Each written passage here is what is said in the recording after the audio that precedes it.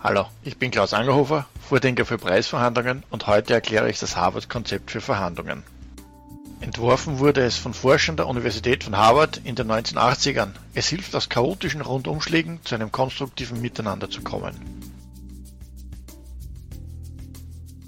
Die Prinzipien helfen Konflikte, die noch nicht hoffnungslos eskaliert sind, strukturiert zu lösen.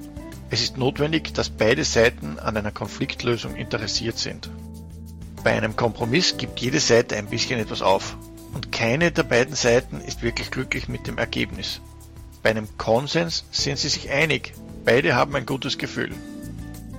Mit der Harvard-Methode soll es nur Gewinner geben, keine Seite soll sich als Verlierer fühlen. Es sind nur 4 Regeln, die einzuhalten sind, aber das klingt einfacher, als es umgesetzt ist. Jeder Konflikt hat einen sachlichen Inhalt und einen persönlichen Bezug. Trenne die beiden und suche nüchtern nach einer Lösung.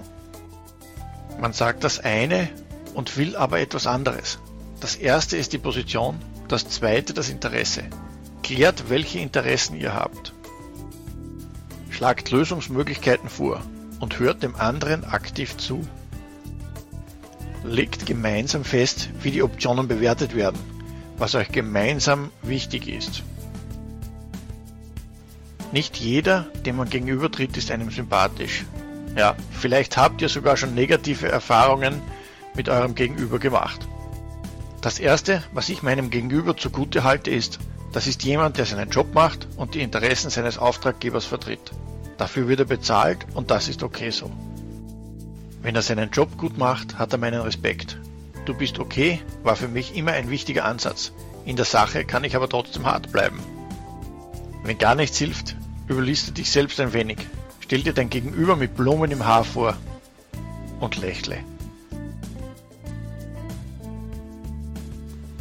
Nicht immer ist das, was man sagt, das, was man unbedingt will. Manchmal denkt man etwas anderes. Aber wie bekommst du Klarheit? Mit Fragen. Und zwar solche, die mit wer, wie, wo oder was beginnen. Wenn es knifflig ist, bereite ich mir ganze Sätze in meinem Skriptum vor. Im nächsten Schritt geht es darum abzuklären, was alles möglich ist. Dazu solltest du schon vorab wissen, was du und dein Team wollen. Achte darauf, dass es keine Umfaller gibt. Genauso wichtig ist, was du auf keinen Fall akzeptierst, was dich dazu bringt, aufzustehen und den Tisch zu verlassen.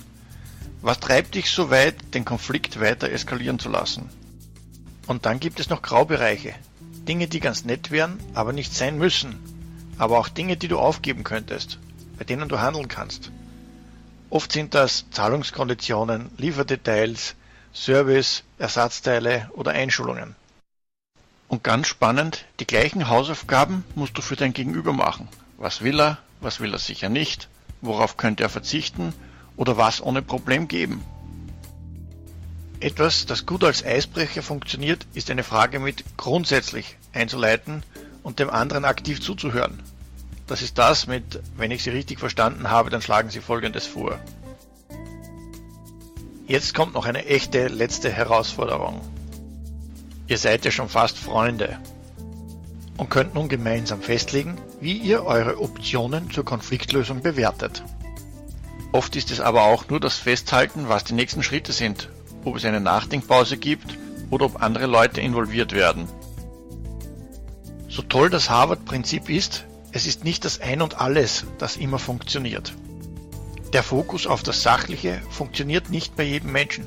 Schaut euch dazu mein Video zu Verhandlungstypen an. Da gibt es auch noch die emotionalen. Bei Harvard haben sich am Ende alle lieb. Es gibt immer eine Lösung, die toll ist für alle. Aber das ist nicht immer die Ausgangssituation. Wenn eine Seite eine echte Alternative hat und es Konkurrenz gibt, dann gibt es nun mal Gewinner und Verlierer. Was mir am Harvard-Konzept gut gefällt, ist, dass es mir hilft, mich auf meine Verhandlung vorzubereiten. Egal welche Ausgangssituation, du musst immer wissen, was du willst, wann du aufstehst und welche Optionen du hast. Wenn ich aber zielorientiert auf die Rabattfrage losgehe oder sie abwehre, dann ist neben sachlichen Argumenten die Steuerung von Emotionen im Mittelpunkt.